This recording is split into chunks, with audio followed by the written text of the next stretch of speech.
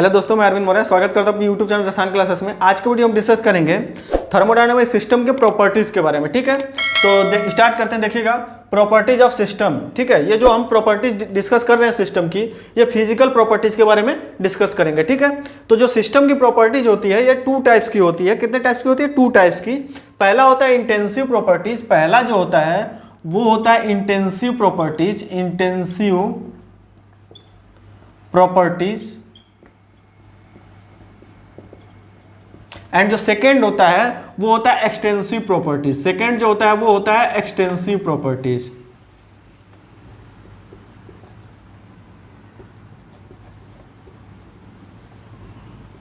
ठीक है, ये दो टाइप्स की प्रॉपर्टीज होती हैं, तो इन्हीं दोनों के बारे में डिस्कस करेंगे। तो देखिएगा, इसको देखिए अलग अलग डिवाइड कर देना और इसमें दोनों के अलग अलग पॉइंट्स के रूप में आपको समझाएंगे, आपको समझ में आएगा। ठीक है, तो सबसे पहले देखिएगा, पहले देखते हैं इंटेंसिव प्रॉपर्टीज के बारे में। तो इंटेंसिव प्रॉपर्टीज को आपको डेफिनेशन बता दें इंटेंसिव प्रॉपर्टीज का।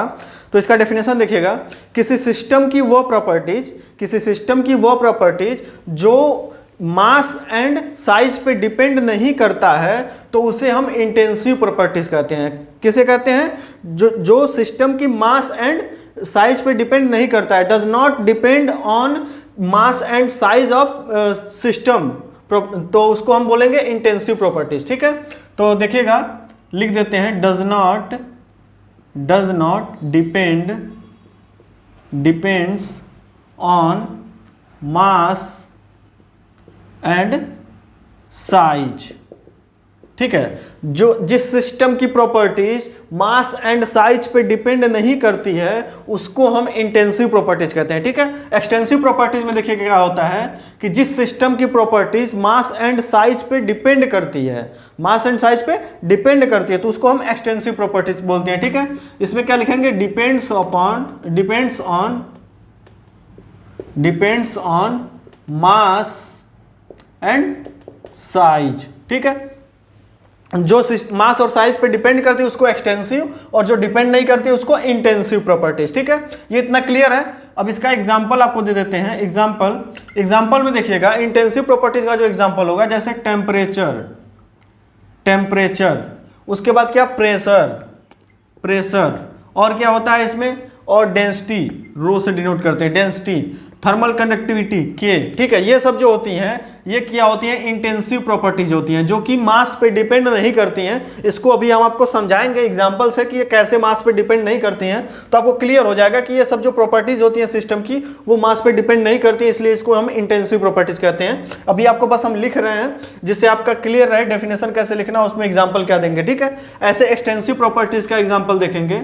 एक्सटेंसिव प्रॉपर्टीज में जो एग्जाम्पल होगा वो होगा आपका मास, वॉल्यूम को भी से डिनोट कर दे रहा है। ठीक है, एंड और क्या होगा इसमें? एनर्जी को ई से केवल डिनोट कर रहे हैं। ठीक है, एनर्जी, एंड एनर्जी के जो फॉर्म होते हैं जैसे एंथैल्पी, एंट्रोपी जो होते हैं, एंथैल्पी लिख देते हैं, एंथैल्पी,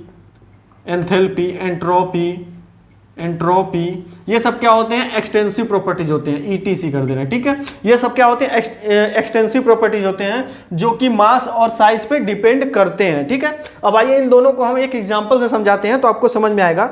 एग्जांपल में देखिएगा क्या लेंगे। देखिए, सपोज कीजिए एक वेसल है, ये कोई एक वेसल है। ठीक है, इस वेसल में हम कोई लिक्विड फिलअप कर दे रहे हैं। इसमें कोई लिक्विड है, मान लीजिए इसमें पानी है। ठीक है, इसमें पानी है, तो इस पानी का देखिएगा, अब इसको हम समझा रहे हैं इंटेंसिव प्रॉपर्टीज में क्या क्या चीजें मास और वॉल्यूम पर डिपेंड नहीं कर रही हैं, मास और साइज पे। ठीक है, तो देखिएगा, जैसे मान लीजिए इस पानी का कुछ ना कुछ टेम्परेचर होगा, ठीक है, कुछ ना कुछ इसका टेम्परेचर होगा इस पानी का। सपोज कर लेते हैं ये नॉर्मल टेम्परेचर है, मान लीजिए 20-25 डिग्री सेल्सियस है, तो मान लीजिए इसका T1 टेम्परेचर है। ठीक है, अब क्या किए, इस पानी को हम अलग अलग साइज के वेसल में डाल दें, अलग अलग साइज के वेसल में। मान लीजिए अब 2 वेसल और बनाएं। ठीक है, अब इसमें मान लीजिए 1 लीटर पानी था अगर, तो इसको हम 2 वेसल में डाल दिए हाफ लीटर करके, तो इसमें भी पानी डाल दिए, इसमें भी पानी डाल दिए। ठीक है, इन दोनों वेसल में क्या किए? पानी डाल दिए। ठीक है, तो क्या अब ये देखिए कि जो टेम्परेचर यहाँ पे था, सपोज कीजिए 20 या 25 डिग्री सेल्सियस टेम्परेचर था, तो इसका जब हम साइज या इसका मास मान लीजिए कुछ ना कुछ केजी में होगा, अगर 1 लीटर है तो मान लीजिए 900 कुछ ग्राम होता है ना, तो वो उतना है। तो इसके हम क्या किए, इसका मास को हम अलग अलग कर दिए, या इसके जो साइज है उनको हम अलग कर दिए। तो क्या हुआ, इसके देखिए इसके टेम्परेचर पे कोई इफेक्ट पड़ रहा है क्या? तो देखिए इसका मास या साइज हम जब अलग किए तो इसका जो टेम्परेचर पहले था उस मटेरियल का, वो मटेरियल का टेम्परेचर बाद में भी वही होगा, चाहे आप उसको 10 चीज में कन्वर्ट कर दीजिए, मतलब 10 गिलास में रख दीजिए, 10 वेसल में रख दीजिए, टेम्परेचर तो नहीं बदलने वाला उसका, ठीक है। जब तक उसमें आप एक्सटर्नल कोई हीट वगैरह नहीं दे रहे हैं तो नहीं बदलेगा ना। तो अभी तो ये नॉर्मल कंडीशन पे ही हम लोग देख रहे हैं। तो क्या किया कि इसमें जो लिक्विड था उसको हम अलग अलग वेसल में डाल दिए, तो उसका साइज या मास तो हम अलग कर दिए, लेकिन उस पे उसके टेम्परेचर पे उसका कोई इफेक्ट नहीं पड़ा। क्या हुआ, उसका इफेक्ट नहीं पड़ा। इसलिए जो टेम्परेचर होता है वो इंटेंसिव प्रॉपर्टीज होता है, इसीलिए टेम्परेचर इंटेंसिव प्रॉपर्टीज होता है, क्योंकि इस पे मास या साइज का कोई इफेक्ट नहीं पड़ा, मतलब ये डिपेंड नहीं करता मास या साइज पे, ठीक है।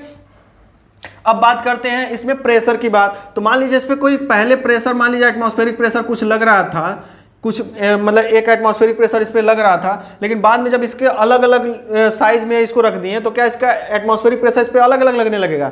नहीं ना, उसमें प्रेशर तो सब पे सेम ही लगेगा। इसलिए प्रेशर भी जो होता है इंटेंसिव प्रॉपर्टीज होती है।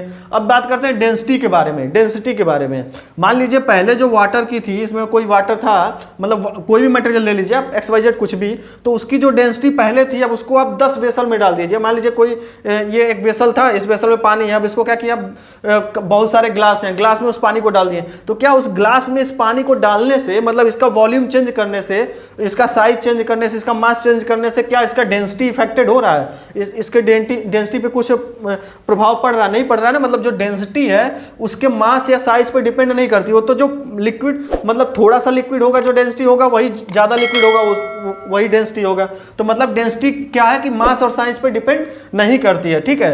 तो इसलिए इसको क्या बोलते हैं हम, इंटेंसिव प्रॉपर्टीज बोलते हैं, ठीक है। ऐसे जो कंडक्टिविटी होती है, ठीक है, तो कंडक्टिविटी के केस में ले लीजिए, मान लीजिए आपका 1 गिलास पानी है, या 1 गिलास कोई मेथेनॉल पकड़ लीजिए, कुछ भी कोई मटेरियल पकड़ लीजिए, कोई सॉलिड मटेरियल में आप ले लीजिए। सॉलिड मटेरियल में मान लीजिए कोई सिल्वर है, मान लीजिए एक सिल्वर का इतना बड़ा टुकड़ा है, ठीक है, एक सिल्वर का इतना बड़ा टुकड़ा है, उसके बाद इसको हम 10 पार्ट में काट दिए, तो क्या उस सिल्वर की थर्मल कंडक्टिविटी क्या कम हो जाएगी या बढ़ जाएगी? ऐसा कुछ नहीं हुआ ना। उसकी तो जो प्रॉपर्टीज कंडक्टिविटी है, मतलब प्रॉपर्टीज में जो कंडक्टिविटी है, उसको आप जितने भी पार्ट में उसका मास जितना भी अलग कीजिए, मतलब मान लीजिए इसके पहले मास रहा होगा 1 kg, उसके बाद उसे आधा kg कर दिए या 250 ग्राम कर दिए, तो क्या उसकी कंडक्टिविटी नहीं चेंज हुई? वो तो सेम ही रहेगी ना उसकी।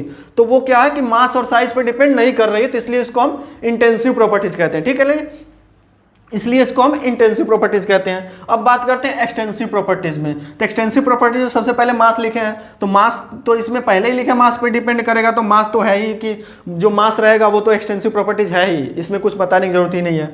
अब बात करते हैं इसमें वॉल्यूम के बारे में। वॉल्यूम कैसे मास या साइज पे डिपेंड होता है? तो मान लीजिए जैसे कोई वेसल है, एक छोटा सा वेसल, एक बड़ा सा बर्तन है, कोई मतलब बड़ा वेसल है, तो अब इसकी जो साइज है वो छोटी है, इसकी साइज बड़ी है, तो इसमें कम वॉल्यूम आएगा ना। इसमें मान लीजिए आधा लीटर आएगा, तो इसमें 1 लीटर आएगा, ठीक है, सपोज करते हैं। मतलब तो क्या हुआ कि इसका साइज कम है, तो इसका वॉल्यूम क्या है, इसमें कम ही आएगा, कोई भी मटेरियल डालेंगे आप, ठीक है। तो मतलब जो वॉल्यूम होता है वो मास या साइज पे डिपेंड करता है, ठीक है। ऐसे आप एनर्जी ले लीजिए, एनर्जी का केस हम लेते हैं, तो एनर्जी जो होता है, एनर्जी मॉलिक्यूल्स पे ही डिपेंड करता है। कोई अगर मान लीजिए कोई सिस्टम है, उस सिस्टम में जितना ज़्यादा मॉलिक्यूल्स होंगे या जितना ज़्यादा मास होगा, वो उतना ज़्यादा एनर्जी उसमें होगी। अगर कम होगी तो उसमें कम एनर्जी होगा। तो मतलब जो एनर्जी होती है मॉलिक्यूल्स पे ही डिपेंड करती है, ठीक है। तो एनर्जी मॉलिक्यूल्स पे डिपेंड करती है, तो इसका मतलब ये क्या है, एक्सटेंसिव प्रॉपर्टीज है, ठीक है। ये कौन सी है, एक्सटेंसिव प्रॉपर्टीज है। इसमें देखिएगा एक्सटेंसिव प्रॉपर्टीज में एक पॉइंट आपको लिख देते हैं, जो चीज़ आपको बहुत ज़्यादा क्लियर हो जाएगा उससे चीज़ें। देखिए कि जितने भी फॉर्म ऑफ एनर्जी हैं वो सभी एक्सटेंसिव प्रॉपर्टीज होते हैं। क्या होते हैं? सभी एक्सटेंसिव प्रॉपर्टीज होते हैं। लिख देते हैं all form of energy are extensive properties.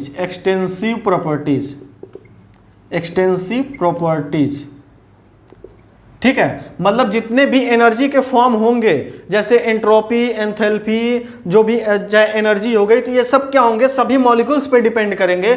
और मॉलिक्यूल्स पे डिपेंड कर रहे हैं तो इसका मतलब वो क्या है, एक्सटेंसिव प्रॉपर्टीज है। ठीक है, तो मतलब अगर आपके एग्जाम में कहीं पे भी आए कोई एनर्जी का फॉर्म है और पूछे कि वो एक्सटेंसिव प्रॉपर्टीज या इंटेंसिव प्रॉपर्टीज है, तो आपको बेहिचक अगर वो एनर्जी का फॉर्म है तो एक्सटेंसिव प्रॉपर्टीज पे आप क्लिक कर देंगे। ठीक है, मतलब वो एक्सटेंसिव प्रॉपर्टीज होगा। ठीक है, अब ऐसे इंटेंसिव प्रॉपर्टीज में कुछ पॉइंट्स आपको बता दे रहे हैं। इंटेंसिव प्रॉपर्टीज में पॉइंट देखिए क्या होगा, दूसरे नंबर पे इस पे एक पॉइंट लिख देते हैं कि ratio of two extensive properties are always intensive properties. ठीक है, इसको लिख देते हैं, उसके बाद आपको हम बताते हैं। Ratio of two extensive properties are always intensive properties.